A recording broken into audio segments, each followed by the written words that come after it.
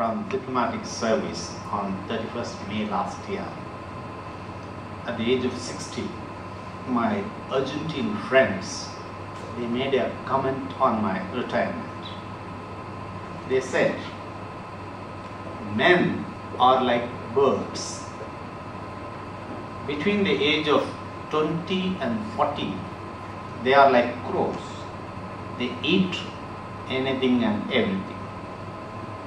Between the age of 40 and 60, they are like eagles. They choose what they eat. And above 60, they are like parrots. They talk more than they eat. And they also gave me an advice how to handle old age and how to give speeches. They said, don't stop having fun when you are old. You become old only when you stop having fun. And how to give speech? They said, a speech has to be like a mini skirt, short enough to arouse interest and long enough to cover the area of interest. But when I wanted to give a mini skirt speech, the CII said, no, in Coimbatore you have to give a sari speech, 9 yards sari, particularly because the lunch is going to be only at 12:30, so they asked me to extend it. Now, the topic of my talk is opportunities for exports to the new Latin America. But before talking about that, I would like to caution you and warn you about the risk of doing business with Latin America. There's a serious risk, personal risk, a major risk, and the risk of doing business with Latin America is falling in love. It has happened to a number of friends of mine who have ended up with Latin American wives or husbands or boyfriends and girlfriends. It has happened to a boy from Coimbatore, a guy called Mohan Raj. He was working with a company called MySys, the IT guy. MySys sent him on a project to Bogota, Colombia. Promptly, he fell in love with a Colombian girl and married her. After some time, MySys wanted to transfer him back to India. He refused. He stayed on and he started his own company called Sophos Solutions, providing banking solutions to banks, in partnership with 3 other Indians, of which 2 were similar to him. They also fell in love with the Colombian girls. Now, this company, Sophos Solutions, is doing very well, working with Bank Colombia, which is the biggest bank in Colombia. When I met him in Bogota in 2010, I was fascinated because he has got the best of both the worlds, the world of Coimbatore and the world of Colombia. He is like a typical Coimbatorian, like all of you, very enterprising, hardworking, ambitious, and aggressive in business. This is during the weekdays and working hours.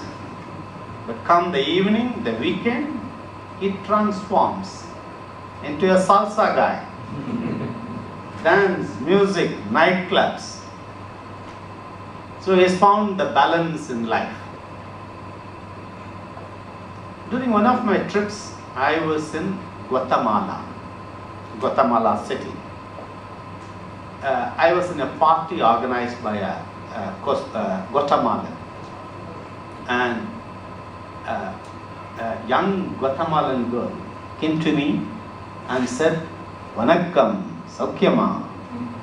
I was taken aback. And she saw the expression in my face and she said, "Hold on."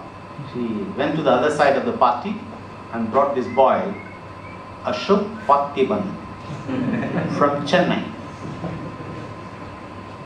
His father founded and he owns this company called Kathleen Point. They make pharmaceuticals in Pondicherry and in Chennai and they export. So the father sent Ashok to Guatemala. He went there, promptly fell in love with this Guatemalan girl and settled there, married and settled there. And today, 80% of the exports of this company is to Guatemala and the other Central American countries. They are the leading exporter of pharmaceuticals to Central America.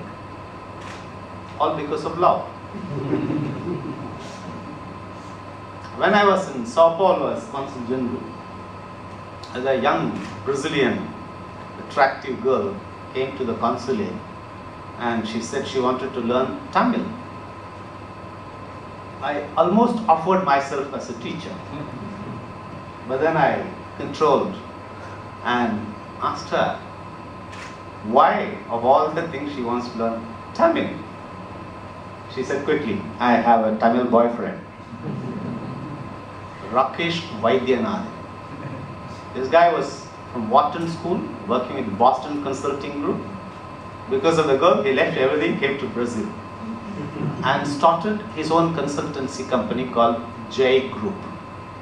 And they advise Brazilian companies coming into India and Indian companies going into Brazil, including CRI pumps here. When I was in Delhi as head of Latin America division, I used to know a girl called Rashmi Quatra. She was working with Dauber, exporting pharmaceuticals and nutritional supplements. And she spoke Spanish. During one of my trips, I was in Costa Rica and I saw her there in a party with a different name. She was no longer Rashmi Quatra, she was Rashmi Murillo.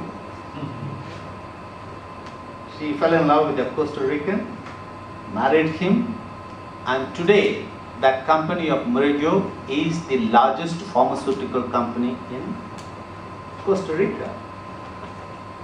So the moral of the story is, if you want to succeed in exports and business with Latin America, pick up and send young, unmarried boys and girls to Latin America.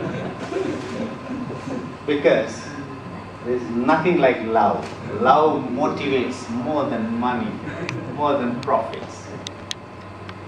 But I know many of you here are married, not so young. So you would ask me, what about us? What do we do? I will tell you the story of 3 people, married, not so young, who have succeeded in Latin America. One is Malliga here, from a company called, please, Malliga, she is from a company called Confident Engineering. I wrote a blog and there is an article in this book. Please. The managing director of the company, Ratna Kumar, he came in one of the EEPC delegations. It's a small company. I went and visited them last Monday. They are in the industrial estate. They fabricate effluent treatment plants and textile processing machinery.